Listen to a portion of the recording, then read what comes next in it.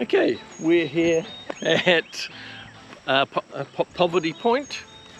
Now we're doing the walk around, and if you don't know what Poverty Point is, it's basically huge earthen mounds that were created by Native American Indians about 4,000 years ago. Yeah. We are on the way.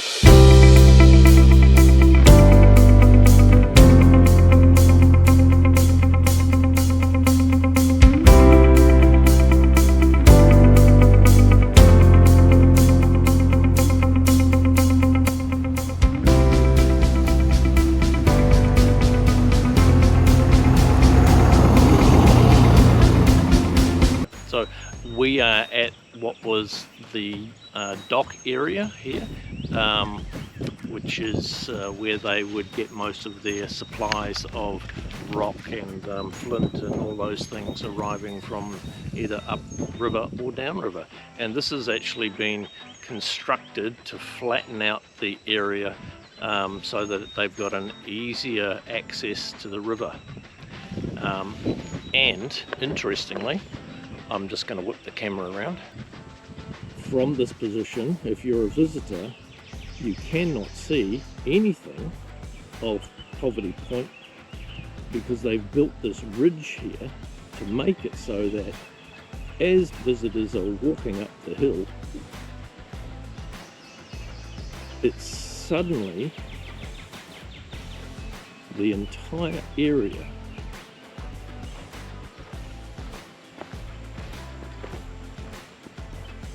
and we still haven't got there yet.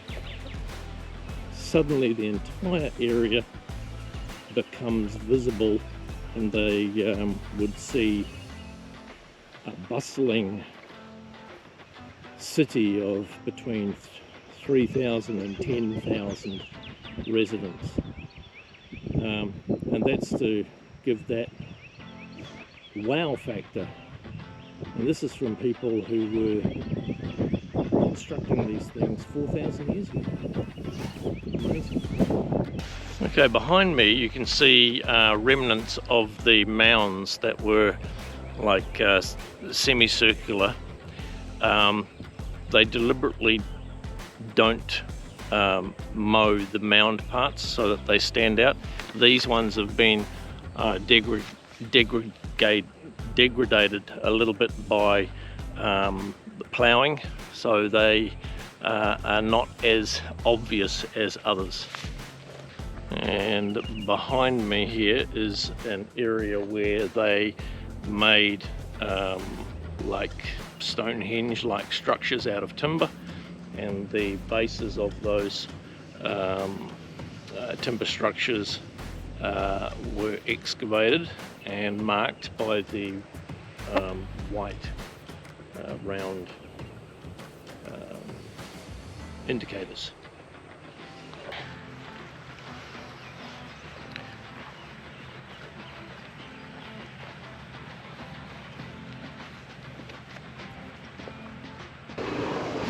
Alright, so we're at the sort of like the rear end of the park now, because it's only like 1900 meters or so, but there is a depression here behind us. This is where they got all the soil from to make all the mounds. And I don't know whether you'll be able to make it out on the screen, but it dips away to the left and it dips away to the right, and this piece in the middle here, they refilled it because there was another camp towards the back there and they didn't want to keep walking through the ditch, so they filled the middle bit back up again, forming like a little walkway across. So very hard to see on the camera, but it's definitely there. There's a dip here and there's a dip over here, and then basically from this tree over to, I want to say that tree there. Nope, it's not. There, running through there is a ridge. Okay, so this is Mound E, which is towards the rear of the park. And Jaynee has an interesting little fact and a theory. So, Right.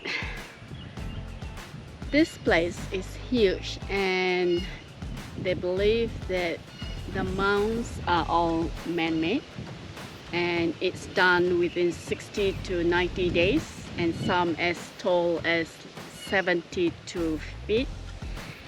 That's a lot of soil to be moved by human. And within 60 to 90 days, with no tractors or any equipment. The era is between Egypt, pyramid was built, and when the Stonehenge was built, between that time. Ouch! I'm eaten by ants. more ants. Another interesting thing is there are no human remains here. Yeah, so you have a settlement which is like spanning 2,000 years with from 3,000 to 10,000 people. So clearly people are going to be dying along the way there. But there is no human remains. There's no human but remains. They found animal remains where the animals have been eaten and the bones discarded. Thrown into their middens. So there's no sites where anybody's been cremated. There's no sites where anybody's been buried. A little bit of a mystery. Bit of a mystery. My theory is this settlement. I don't agree with Jaynee's theory. This is my disclaimer, but go. This is a settlement of aliens, and they decided time, it's enough, and they just disappeared. That is a point. They did all disappear at one point. So yes. they tracked along for a couple of thousand years, and then everybody just disappeared. Just vanished. For 700 years, and then a tiny little group came back. So Jaynee can have any theory she likes up until modern archaeology works out what happened. Okay, behind us is Mound A. That's the biggest one. We're going to be heading up there now.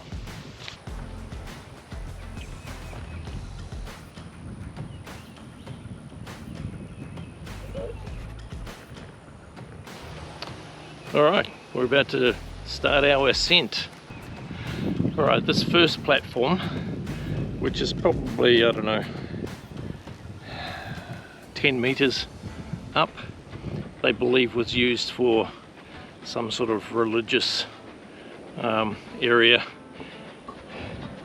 It's fairly large, so you could fit quite a few people on this part. Alright, here we are at the top of Mound A, and I'll do a slow panoramic around the site so you can see the whole thing.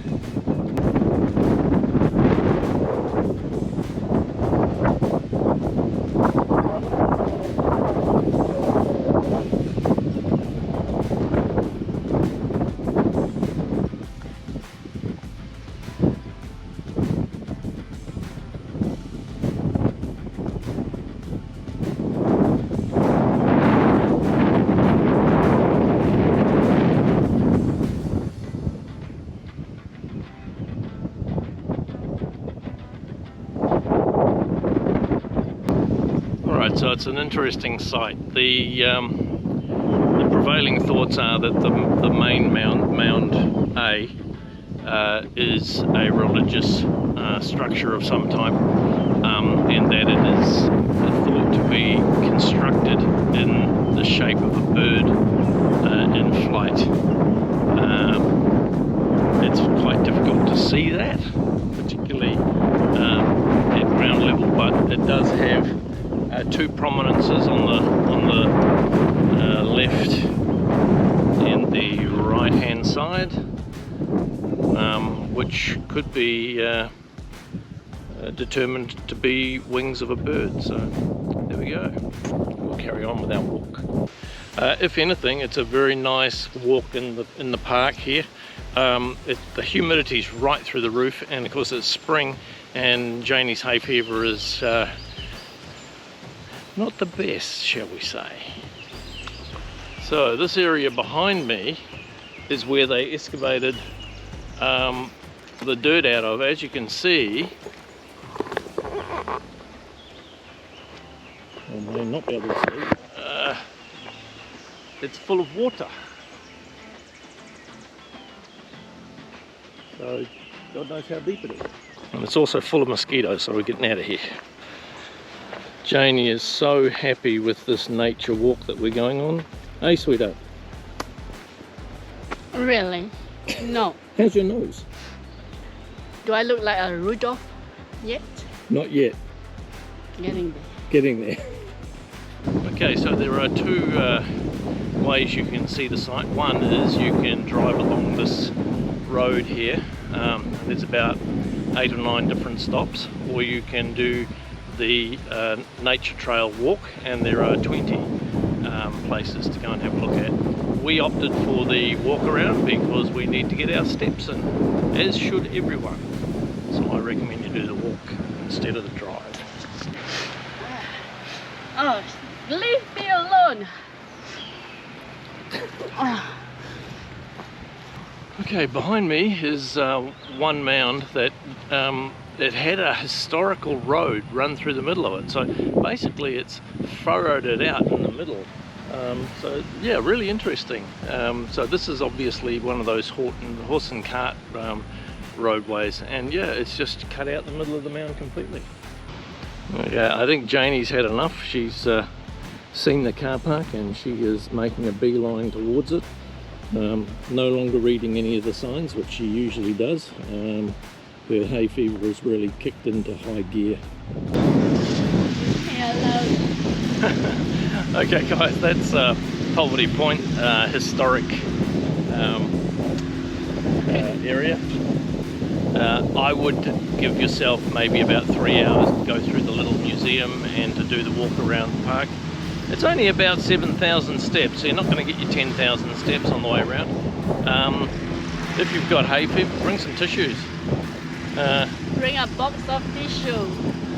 I don't get hay fever, but my eyes are a little bit scratchy and my nose feels like it needs to get blown. So Jaynee must be, what? I'm dying. You did? Yeah. Alright, thanks guys. See you next time.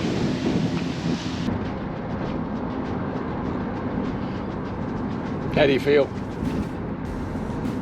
I'm dead.